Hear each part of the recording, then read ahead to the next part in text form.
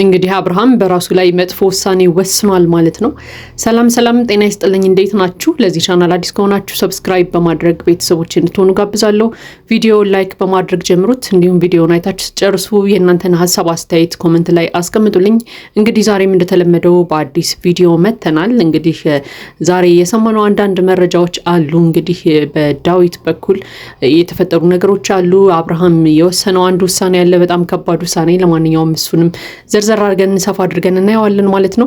እንግዲህ ሩታ ሰሞኑን ይቅርታ እየጠየቀች ነው አብርሃምን በተደጋጋሚ ጊዜ። አብርሃምም እንግዲህ ይቅርታዋን ሊቀበላት አልቻለም፣ በፍጹም እምቢ ብሏል ማለት ነው። ለማንኛውም ግን ይቅርታዋን እንዲቀበላት ለማድረግ ብዙ ጥረቶችን እየጣረች እንዳለች እንግዲህ ተናግራለች ማለት ነው። እንግዲህ ከዚህም ውስጥ አንደኛው ምንድን ነው ያው የአብርሃምን ወንድም ዳዊትን እንግዲህ አስታርቀኝ ብላ ለምነዋለች ማለት ነው። ዳዊትም እንግዲህ ሩታ ጋር ተቀጣጥረዋል ሊገናኙ። እንግዲህ ሩታንም አብርሃምንም ነው የቀጠረው ዳዊት፣ ሁለቱንም አግኝቶ ለማነጋገር ማለት ነው። ለማንኛውም ግን ዳዊት እንደነገረን ከሆነ ያው ሰሞኑን አብርሃም ልጁን ማየትም አቆሟል። እኔ ጋርም ሲመጣ በሰላም አናግሮኝ አያውቅም። ስለዚህ አስታርቀኝ ብላ እንግዲህ ሩታ እያለቀሰች እንደለመነችው ነግሮናል ማለት ነው። ይህ እንግዲህ በጣም ነው የሚያሳዝነው። እውነት ለመናገር ሩታ በዚህ ልክ ስቃይ ውስጥ መግባት አለባት ብዬ አላምንም። ነገር ግን ያው አብርሃም ደግሞ ይቅርታዋን ሊቀበላት አልቻለም፣ በፍጹም እምቢ ብሏል ማለት ነው። ለማንኛውም ዳዊት እንግዲህ ሁለቱም ባሉበት ጠርቶ እንግዲህ ይቅር ለማባባል ቀጥሯቸዋል ማለት ነው። እንግዲህ ሩታ ጋር ቅድሚያ ተገናኝተው ነበረ።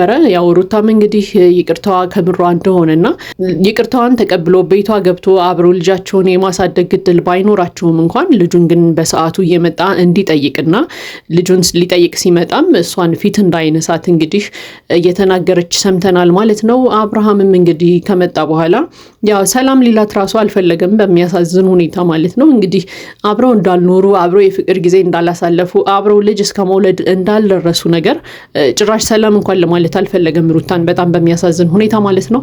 ለማንኛውም ግን ያው የዳዊትንና የሩታን ሀሳብ ራሱ ሳይሰማ አብርሃም እጅግ በጣም ሆት ሆኖ ነበር ሲያወራ የነበረው። በጣም ተናዶ ነበረ፣ በጣም ሲጮህ ነበረ። በጣም እየረበሸች ነው፣ ህይወቴን እያከበደችብኝ ነው ሩታ። ስለዚህ ከዚህ በኋላ ነግሬሻለሁ፣ እኔ በፍጹም አንቺ ጋር ለመኖር አላስብም። ስለዚህ እንዳትጨቀጭቀኝ፣ ከዚህ በኋላ አትጨቅጭቀኝ እያለ እንግዲህ ሲናገራትም ሲጮህባትም ሰምተናል ማለት ነው። ከዚያም አልፎ ተርፎ እንግዲህ ከኔ አልፈሽ ቤተሰቦቼ ጋር ልታቆራርጪ ነው፣ እህት ወንድሞቼ ጋር እየደወልሽ ለምንድን ነው የምትረብሽኝ? ለምንድን ነው ቤተሰቦቼ ጋር ልታጣየኝ እየሞከርሽ ያለሽው? እያለም እንግዲህ በጣም ባልተረጋጋ መልኩ ነበር ዛሬ ሲያወራ የነበረው። እንግዲህ የሩታንና የዳዊትን ሀሳብ ራሱ ምን እንደሆነ ሀሳባቸው ሊሰማ አልፈለገም።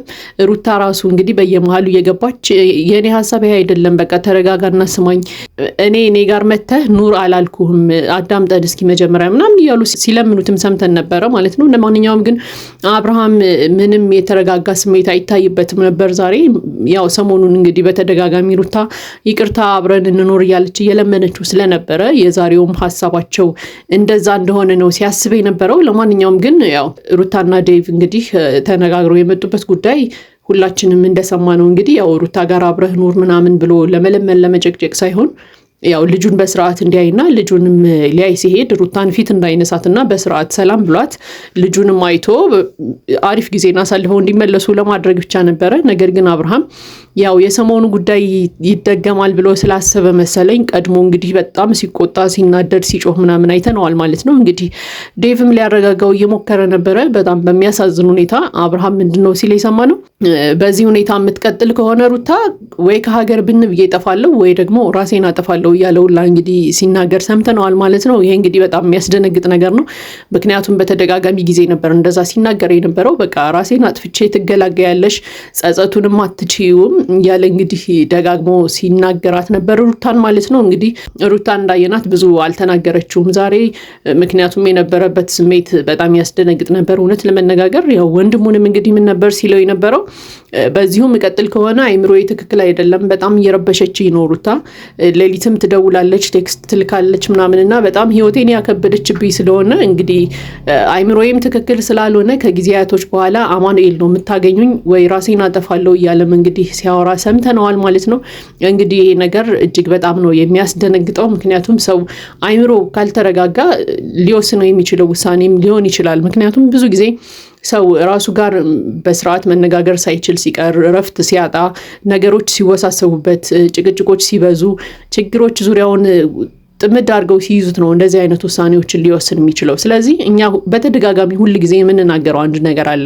እነዚህን ሰዎች እስኪ በዙሪያቸው ያላቸው ሰዎች ተዋቸውና ከራሳቸው ጋር ጊዜ ያገኙ፣ ራሳቸውን የሚያዳምጡበት ጊዜ ይፍጠሩ ምናምን እንላለን እና አንዳንድ ጊዜ ራስ ጋር መነጋገር ከጭቅጭቆች ከንግግሮች ራቅ ብሎ መቆየትን የመሰለ ነገር የለም እና አንዳንድ ጊዜ በቃ ራሳቸውን የሚያዝናኑበት ነገር ቢፈጠርላቸው ከነገሮች ከጭቅጭቆች ራቅ የሚሉበት ጉዳይ ቢፈጠር መልካም ነው የሚል ሀሳብ አለኝ። ምክንያቱም አንደኛ በቃ አይምሯቸው ራሱ መረጋጋት አለበት።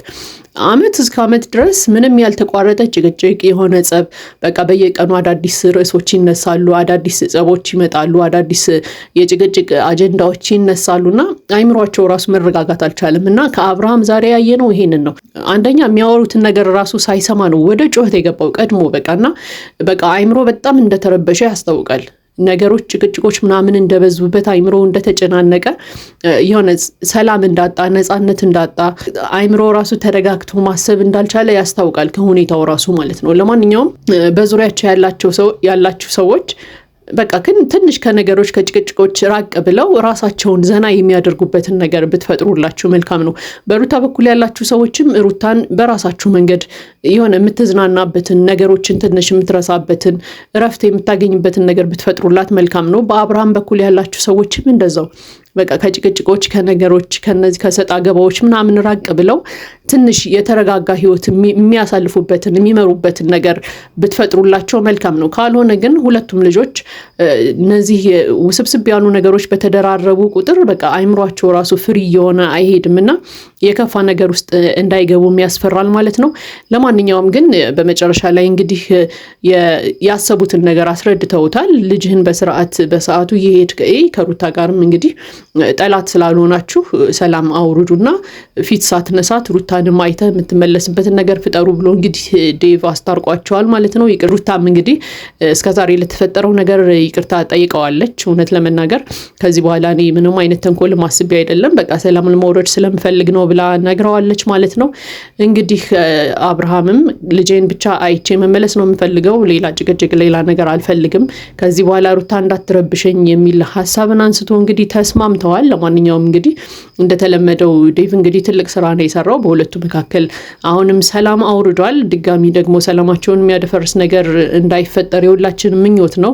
ስለዚህ ሰላማቸውን ራሳቸውን መጠበቅ አለባቸው። ሁለተኛ ደግሞ በዙሪያቸው ያላችሁ ሰዎችም የእነሱን ሰላም ለመጠበቅ ብትሞክሩ መልካም ነው። አዳዲስ አጀንዳዎችን ባትፈጥሩላቸው መልካም ነው የሚል ሀሳብ አለኝ። ለማንኛውም ይሄ የኔ ሀሳብ አስተያየት ነው።